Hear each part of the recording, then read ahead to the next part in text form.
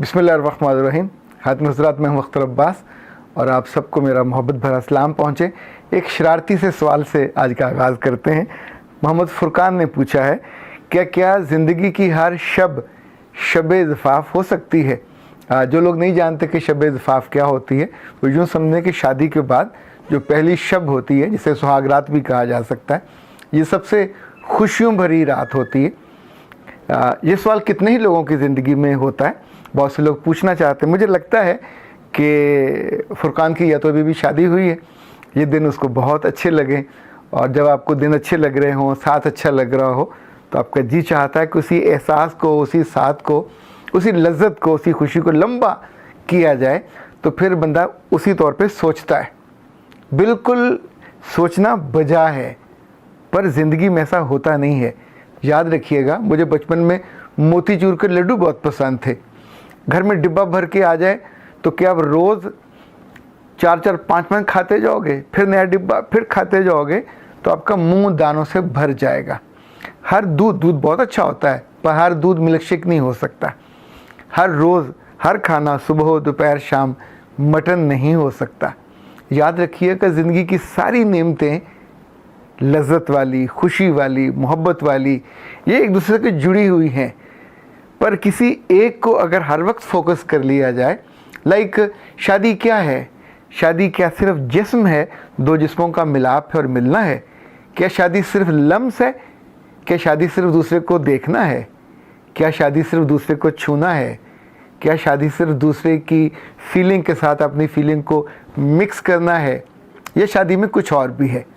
अगर तो सिर्फ ये जिस्म है और सिर्फ चंद लम्हों का साथ है, और आपको वो बहुत अच्छा लगता है जो कोई ज़िंदगी में पहली दफ़ा मिला है, तो ज़ाहिर है इंसान उसी को डिज़ाइन करेगा। पर मुझे लगता है कि ज़िंदगी की हर शब-ए-ज़फ़ाफ़ नहीं हो सकती। ये इब्तदाई चंद हफ्ते, चंद महीने, ये मोहब्बत का एक लेवल चलता है। इसमें आप रोज़ मिलते हैं, बार बार मिलते हैं, पर फिर कुछ अरसे के बाद यही मिलना बोझ बनने लग जाता है, और यही मिलना आपके लिए लड़ाई का बायस बन जाता है। इसलिए अगर इसको 4 पहलुओं से देखा जाए तो मुझे लगता है कि शब-ए-ज़फ़ाफ़ की उम्र लंबी हो सकती है। कुछ लोगों ने मुझसे पूछा है कि तुम्हारी आंखें इतनी मुस्कुराती क्यों हैं, तुम्हारी आंखों में शरारत है। मैंने सोचा मैं उनसे पूछूं कि अल्लाह के बंदो, क्या आंखें मरे हुए डड्डू जैसी होनी चाहिए? क्या आंखें लाताल्लुक़ होनी चाहिए? क्या आंखें बिल्कुल बेनियाज होनी चाहिए? क्या आंखें गुस्से से भरी होनी चाहिए? क्या आंखें मतलब और ख़ुद गर्जी से आलूदा होनी चाहिए? ये तो रब की नेमत है। और दूसरा, मैं आपको सच कहूँ, आज़मा के देख लीजिएगा, ये दिल की पाकीज़गी और दिल की सफाई की अलामत होती है। ये आपका जो दिल है, जैसा वो होता है, ये उसका रोज़न, ये उसकी खिड़की है। अगर आपके दिल में रब है, आपके दिल में खुशी है, अगर आपके दिल में दूसरे के लिए खैर है और खैर ख्वाही है, तो मेरा रब आपके दिल को बहुत आसूदगी देता है, बड़ी खुशी और राहत देता है, और बहुत सारी उन कमीनगियों से और उन ख़राबियों से और ख्वारियों से बिल्कुल बेनियाज कर देता है। तो ऐसे में आपकी आंख मुस्कुराएगी नहीं तो क्या करेगी? इस मुस्कुराहट को आई विश कि बहुत दूर तक जाना चाहिए, हर घर तक जाना चाहिए। जब जब लोग मिलें आपसे, तो उन्हें आपसे मिलना खुशगवारी का बायस हो, उन्हें आपसे मिलना आपकी आंखों में उनको ज़िंदगी लगे, उन्हें लगे कि रब ने इसको बड़ी मोहब्बत से नवाजा है, और रब से वो भी अपने लिए वही कुछ मांगे। हम शादी का जिक्र कर रहे थे, शब-ए-ज़फ़ाफ़ का जिक्र कर रहे थे। जिनकी हो गई है बिस्मिल्लाह तंग बैठे होंगे, और जिनकी नहीं हुई वो ख्वाबों को आंखों में समाए और जमाए बैठे होंगे कि हाय कैसी होगी ये शब, और कैसे होंगे ये शब व रोज़, बहुत अच्छे होंगे। ये अच्छे हो सकते हैं अगर आप 4 पहलुओं से एक मुतवाज़न ज़िंदगी का नक्शा बना लें। नंबर 1, जिस्मानी तौर पे शादी के बाद अगर आपका जिस्म फिर भी उसी तरह महकता रहे, उतना ही खुशगवार रहे, उतना ही खूबसूरत रहे, उतना ही सुडोल और मौजू रहे, और अब वैसे ही स्मार्ट रहो, तो जितना लंबा अरसा आप ऐसे स्मार्ट रहोगे, उतना अरसा आप दिखते अच्छे रहोगे।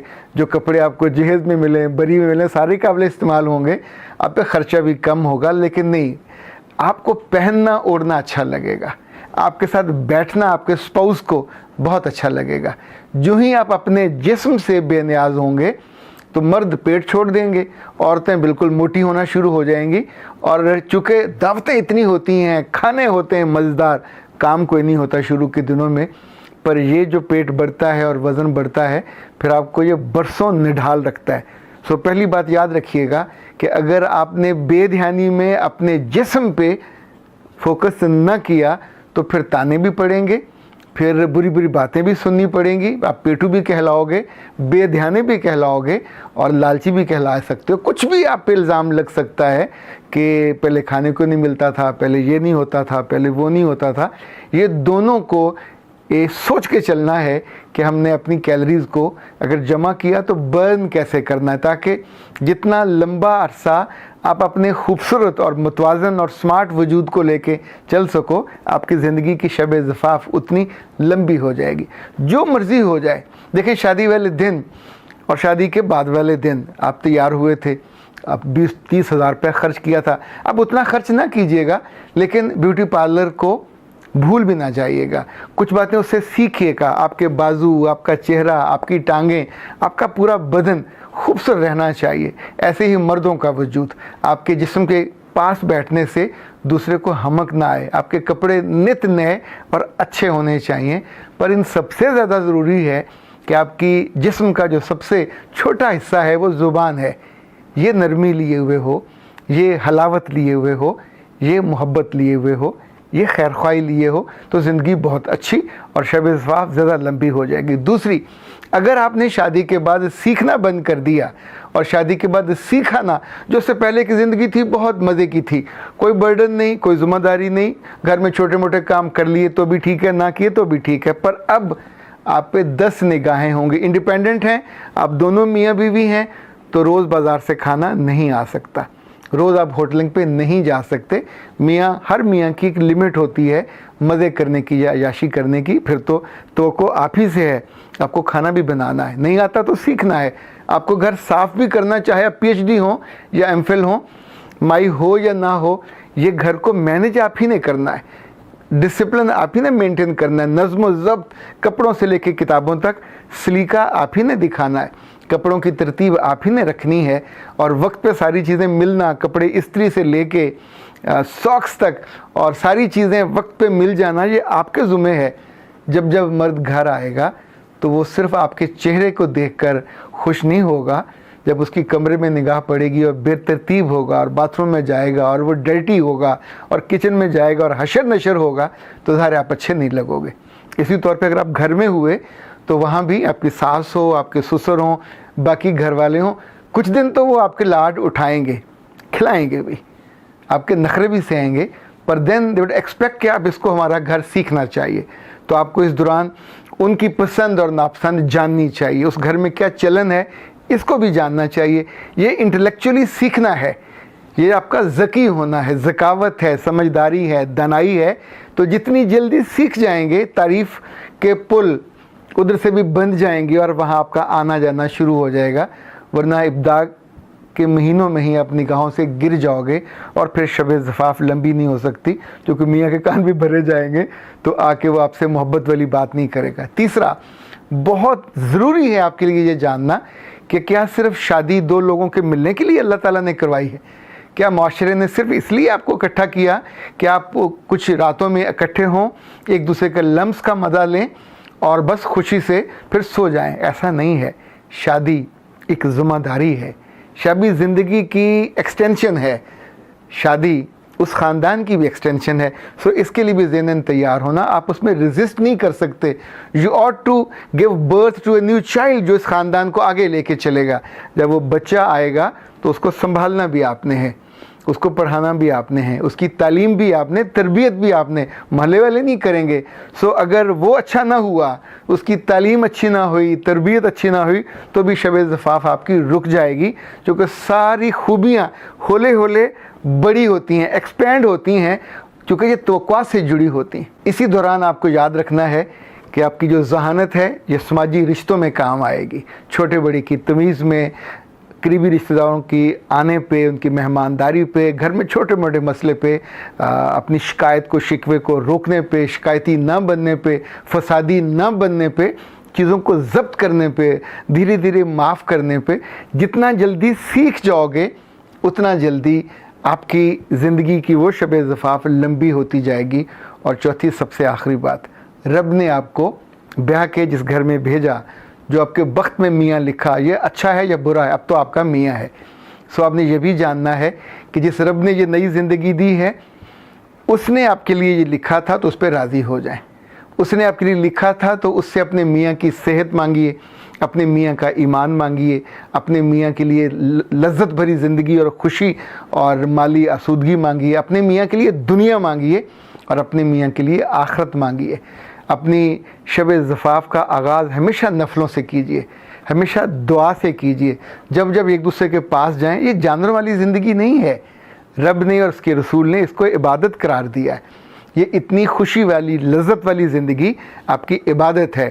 اس سے پہلے بھی آپ اس کے ان لمحوں کے بعد جیسے آپ غسل کرتے ہیں، پھر اللہ کی مانتے ہیں، پھر اٹھ کے نماز پڑھتے ہیں، پھر اس کی مانتے ہیں، پھر اس کا شکر ادا کرتے ہیں کہ اللہ نے آپ کو ایک پاکیزہ زندگی دی، اتنی خوشی والی کہ ایک جسم کو آپ کا سایہ بنایا، آپ کا لباس بنایا، اور دو انجان لوگوں کو آپس میں یوں ملایا کہ کبھی انہوں نے سوچا بھی نہ تھا۔ پر رب نے یہ آپ کو موقع دیا کیوں؟ کیونکہ وہ چاہتا ہے کہ اس کی زندگی، اس کی دنیا آگے بڑھے، خوبیوں سے بنے، اس کی دنیا میں اضافہ ہو، وسعت ہو، اس میں خوبیوں کا اضافہ ہو، اس میں نیکیوں کا اضافہ ہو، اس میں خیر کا اضافہ ہو، اس میں رشتوں کا اضافہ ہو۔ یہ سب آسانیاں نہیں ہیں، اس میں دکھ ہیں، تکلیفیں ہیں، رکاوٹیں ہیں، تانے ہیں، تعصب ہے، سب کچھ ہوگا۔ جب جب آپ ہارو گے، جب جب رونے بیٹھ جاؤ گے، جب جب آپ ناشکری کرو گے تو شب زفاف لمبی نہیں ہو سکے گی، وہ شب تاریک بن جائے گی، اور آپ پھر روتے پیٹتے، شکایتیں لگاتے اور اللہ کے سامنے بھی شکایتی بن جاؤ گے۔